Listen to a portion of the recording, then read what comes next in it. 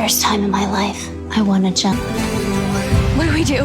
Love will always find You go. This isn't how we end. The Way Home series finale is 3 days away, and Hallmark just released an exclusive sneak peek that has me more nervous about Sunday than I have been about any episode this entire series.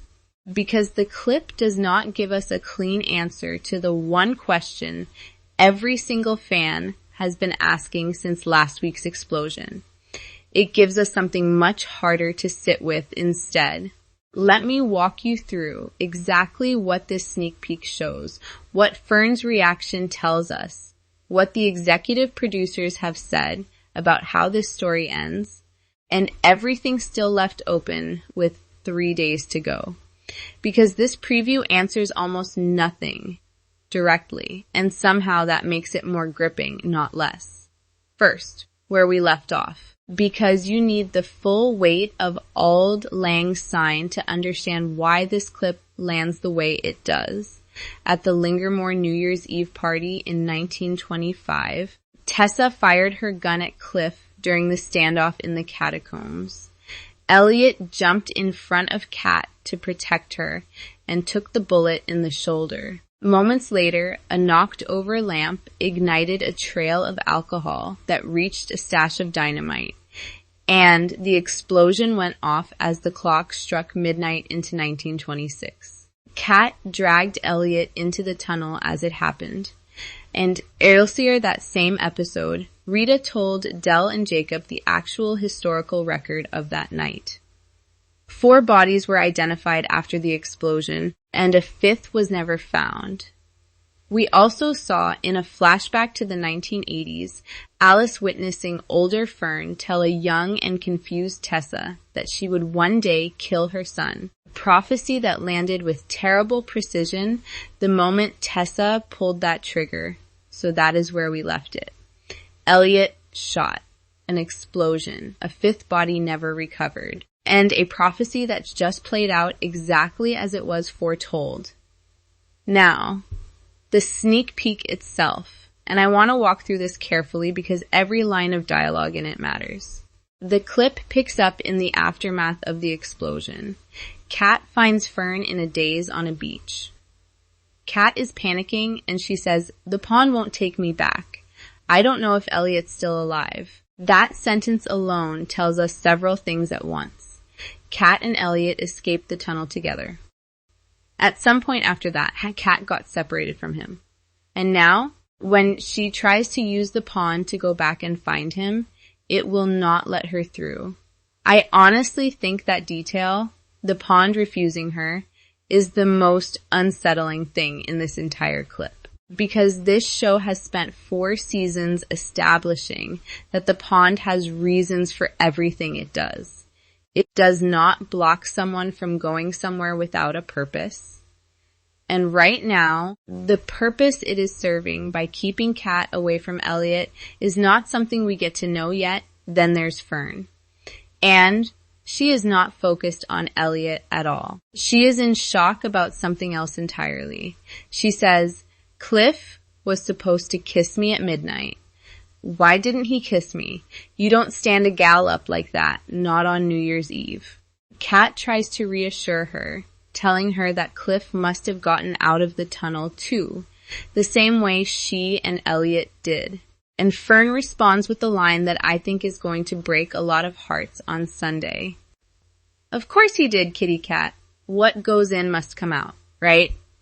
He and I, we get to grow old together." And then the clip ends with a body being found. I want to sit with Fern's line for a second, because I think it is doing something quietly devastating. She is asserting certainty about something she has no actual confirmation of. What goes in must come out. That is not how this show's mythology has ever worked, and Fern, of all people, should know that better than anyone. She just spent the entire previous episode confronting the fact that one person did not come out of that tunnel a century ago. She is saying it because she needs it to be true. And there's a detail from earlier reporting on this finale that makes her insistence even harder to watch. There is something that happens to Cliff later that makes older Fern deeply pessimistic about love for the rest of her life.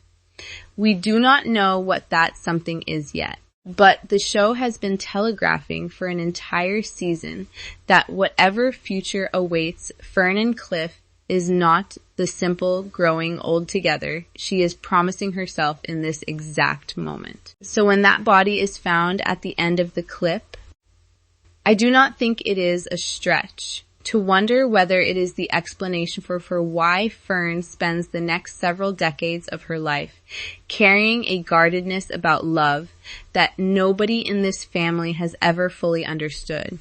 Now, what does this mean for Elliot specifically? Because that is the question everyone is actually asking. I want to be honest that the sneak peek does not confirm whether he is alive. It deliberately withholds that. But here is what we do know for certain.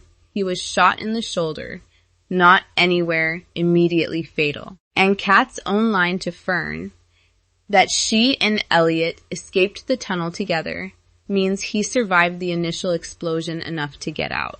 Whatever happens between that escape and the moment Kat finds herself alone on the beach, unable to get back to him, is the gap this finale has to fill in. Now, what the people who made this show have actually said about how it ends, because I think this matters more than any theory I could offer.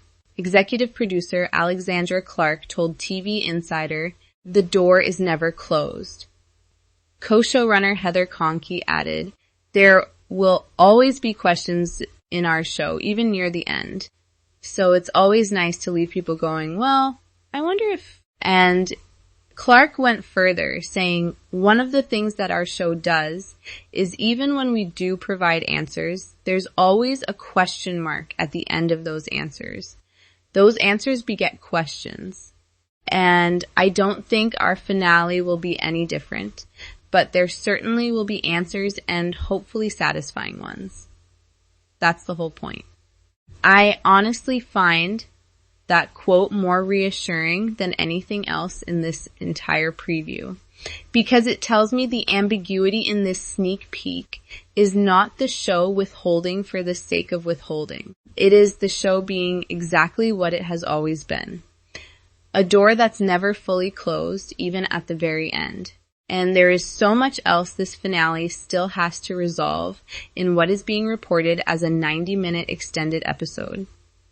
Dell and Alice's romantic relationships, Alice's actual future, and whether she stays in Port Haven. Jacob's new romance with Abby.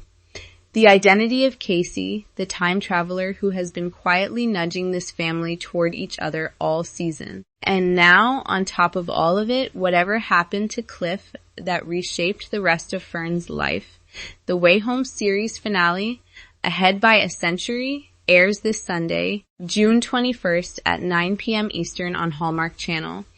It streams the next day on Hallmark Plus.